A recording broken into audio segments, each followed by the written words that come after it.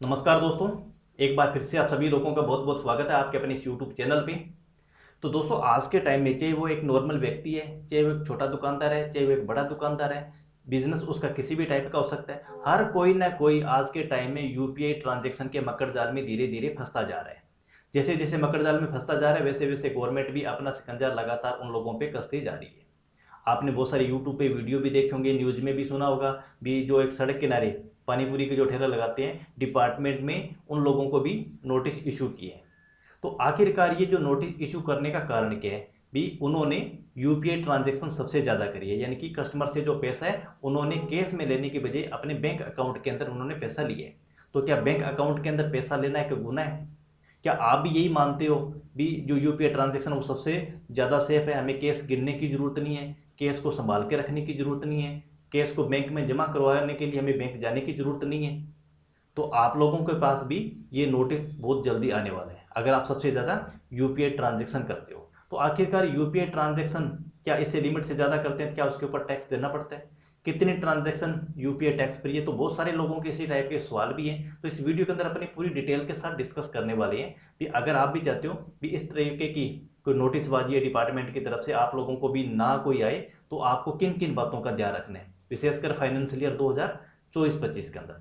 और उसके बावजूद भी अगर आपको कोई नोटिस इशू होता है, नोटिस आपको मिलता है, कोई समन आपको मिलता है, तो आपको क्या करना पड़ेगा, पूरी डिटेल के साथ इस वीडियो के अंदर अपने डिस्कस करने वाले हैं। और वीडियो पसंद आए तो वीडियो को लाइक जरूर कर देना, और चैनल पर पहली बार आए तो चैनल को भी सब्सक्राइब कर लेना। तो सबसे पहले अपने बात करते हैं यूपीआई ट्रांजैक्शन की।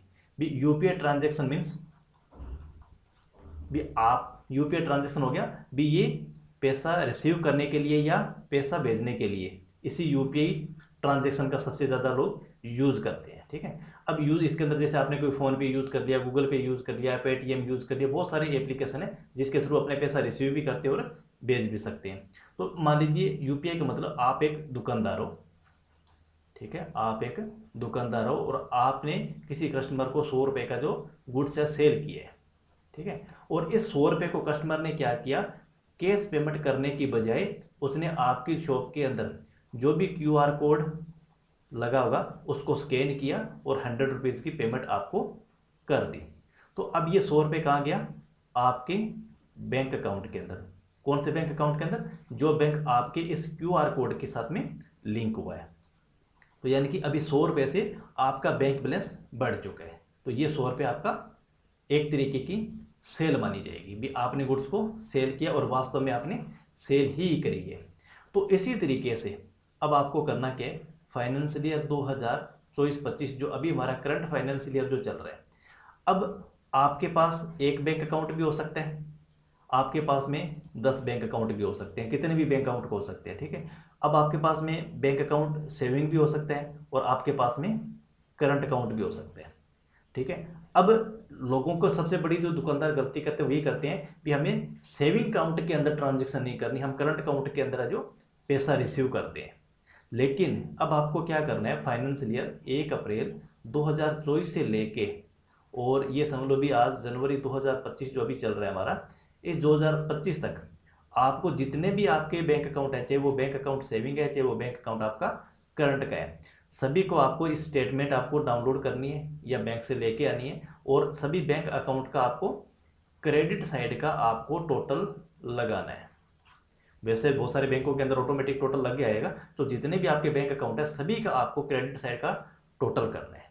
अगर वो टोटल एक लिमिट से ज़्यादा, यानी कि अगर अपने राजस्थान की बात करें तो अगर आप 40 लाख रुपए से ज़्यादा की अगर आपका टोटल सभी बैंक अकाउंट को मिला के 40 लाख रुपए से ज़्यादा का रिसीव हो रहा है और आपके पास अभी कोई जीएसटी नंबर नहीं है, तो अब वो डिपार्टमेंट जो इशू कर रहा है, नोटिस कर रहा है, वो इसी जीएसटी नंबर लेने को ही इशू कर रहे हैं। भी राजस्थान सरकार का जो एक लिमिट है राजस्थान के अंदर भी, अगर आप एक सर्विस प्रोवाइडर हो और आप 20 लाख रुपए से ज़्यादा अगर आप कोई रिसिप्ट होती है आपकी, तो आपको जीएसटी नंबर लेना ज़रूरी है। अगर आप सर्विस के अलावा कोई गुड्स आप सेल करते हो तो आपको 40 लाख रुपए तक की छूट है। अगर आप 40 लाख रुपए से ज़्यादा का अगर गुड्स बेचोगे आप, तो आपको जीएसटी नंबर लेना कंपलसरी है। तो डिपार्टमेंट क्या समझेगा कि आपने 40 लाख रुपए से ज़्यादा तो बैंक अकाउंट के अंदर रिसीव कर लिए, तो वो भी एक तरीके की आपकी टोटल सेल ही है। कस्टमर ने क्यूआर कोड पे स्कैन किया, यूपीआई के थ्रू आपके पास में पेमेंट आ गई, ठीक है ना। तो अब गवर्नमेंट करेगी भी आपने 40 लाख रुपए तो बैंक अकाउंट के अंदर आए हैं, तो ज़्यादा नहीं तो कम से कम मिला के 5 लाख रुपए तो आपने पूरे साल के अंदर कोई केस के अंदर भी तो सेल किया होगा। तो कहने का मतलब आ गया भी आप इस 40 लाख की जो क्राइटेरिया है इसको आप क्रॉस कर रहे हो, आपके ऊपर जीएसटी नंबर लेने की लायबिलिटी, आपने जीएसटी नंबर अभी तक क्यों नहीं लिया, ठीक है। अब बहुत बार ऐसा भी होगा कि मान लीजिए आपके पास में एक सेविंग अकाउंट है, ठीक है, और एक आपके पास में करंट अकाउंट है। सेविंग अकाउंट के अंदर आपने मान लीजिए यूपीआई के थ्रू 10 लाख रुपए रिसीव कर लिए, यानी कि आपने कस्टमर से जो पैसा आया वो सेविंग अकाउंट के अंदर 10 लाख रुपए आ गया। और इस करंट अकाउंट के अंदर मान लीजिए आपके पास में 50 लाख रुपए रिसीव हुए हैं, तो टोटल अगर अपन बात करें तो 60 लाख रुपए आपके पास में सभी बैंकों का मिला के 60 लाख रुपए आपका क्रेडिट साइड का टोटल आएगा। लेकिन अब मान लीजिए ये जो 50 लाख रुपए है ये आपने क्या किया है, इस करंट अकाउंट के अंदर आपने किसी अनसिक्योर्ड के रूप में यानी कि किसी रिलेटिव से आपने ये पैसा उधार लिया हुआ है, ठीक है। अब मान लीजिए ये हो सकता है 50 लाख की एक सिंगल ट्रांजैक्शन भी हो सकती है, हो सकता है ये भी एक 20 लाख की हो, एक 20 लाख की हो और एक 10 लाख की हो, टुकड़ों में भी हो सकती है।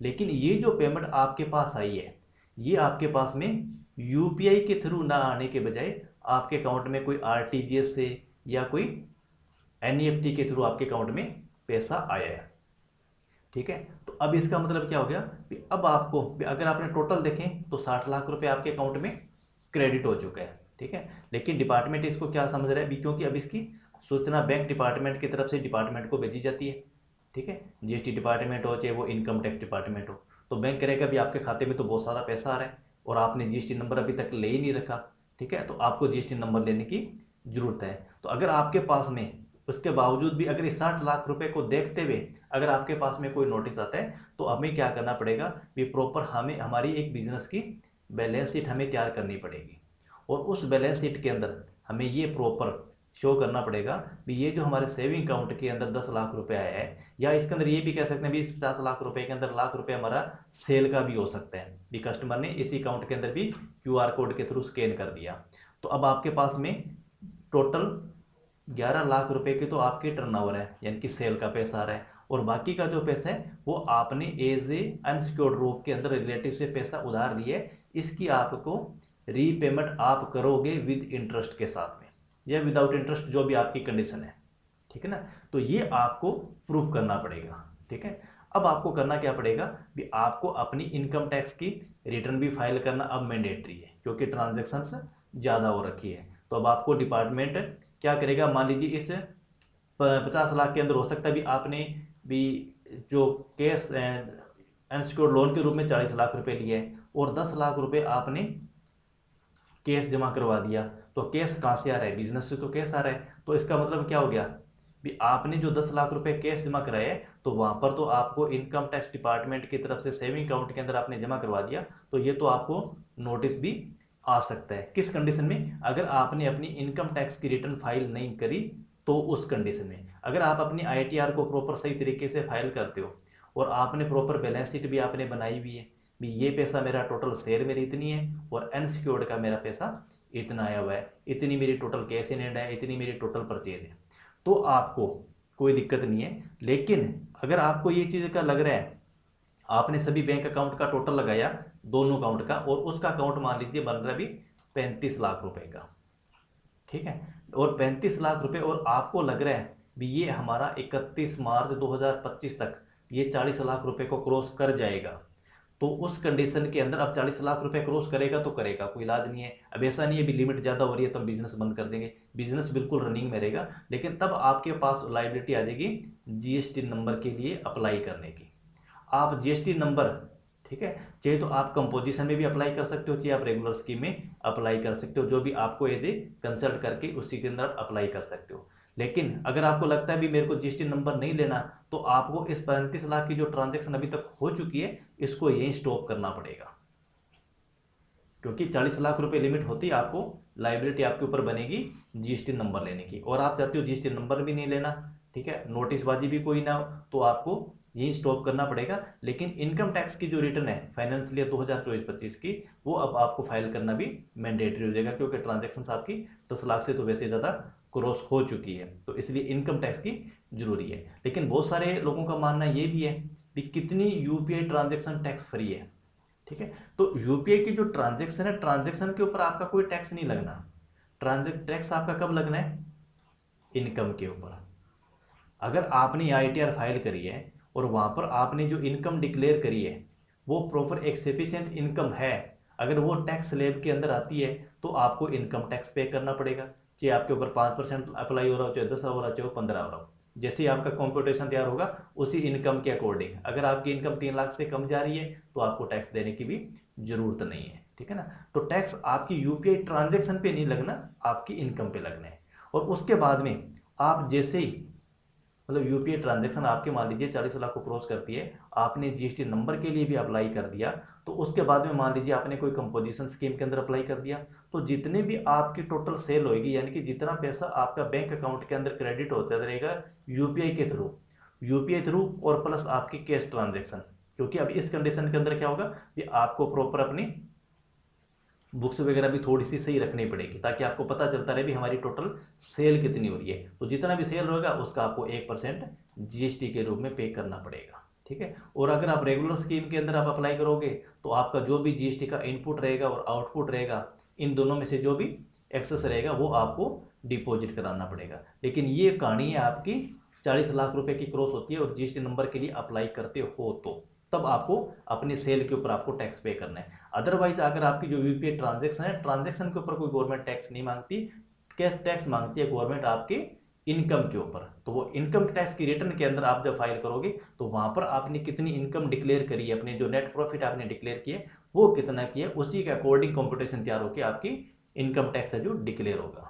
आई होप कि इस वीडियो से आपको सारे जो डाउट है क्लियर हो गए होंगे भी। जो 40 लाख रुपए तक अगर आप सेल ऑफ गुड्स करते हो तो 40 लाख रुपए तक आपको जीएसटी नंबर लेने की ज़रूरत नहीं है। अगर आप सर्विस प्रोवाइडर हो, सर्विस प्रोवाइड करते हो, तो आपको 20 लाख रुपए से अगर आपके बैंक अकाउंट के अंदर ज़्यादा आ जाते हैं यूपीआई के थ्रू, ठीक है, तो आपको लेने की ज़रूरत नहीं है। तो अब मान लीजिए अगर ज़्यादा आता है तो लेने की ज़रूरत है। अब मान लीजिए यहाँ पर अपने एग्जाम्पल लिया था ये 50 लाख रुपए का, ठीक है, तो अब आपको इस 50 लाख रुपए को आपको इस चीज़ को प्रूफ करना पड़ेगा भी 10 लाख एक्चुअल में सेल हमारी 10 लाख रुपए की है और ये जो 50 लाख रुपए ये हमने रिलेटिव से उधार लिया है। तो ये आपकी बैलेंस शीट के अंदर भी अनसिक्योर्ड लोन के अंदर ये चीज़ें शो होती रहनी चाहिए जब आपने आईटीआर फाइल करी थी। तो ये प्रॉपर आपको बैलेंस शीट अपनी बुक्स को भी थोड़ा सा कर प्रिपेयर रखना पड़ता है।